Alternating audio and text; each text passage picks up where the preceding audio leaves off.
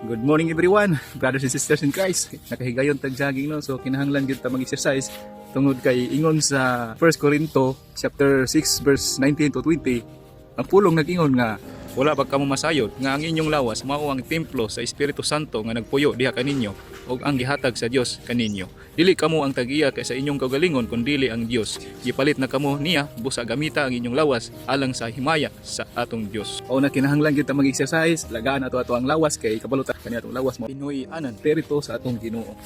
Natay time nga magpasingot ta kay kabalo man ta nga ang kini ato ang lawas ini atoa kun dili iya ni sa ato ang Ginoo siya ang tagiyaan ni mao na ang ngayon lang nato ning gamiton pinaagi sa himaya sa iyang ngalan.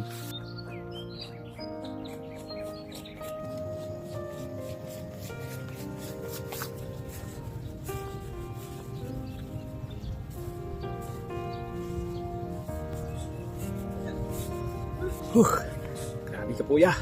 Listening tag sarata ka pasingot. O na no, udbo na ko nagaan gyud atong lawas kay mao gini ang Pinoyanan sa espiritu sa atong Ginoo. Mayaon na to siya pinaagi sa pagbuhat ug maayo sa atong tagsa-tagsa nga sarili. So katulang, to God be all the glory. God bless us all.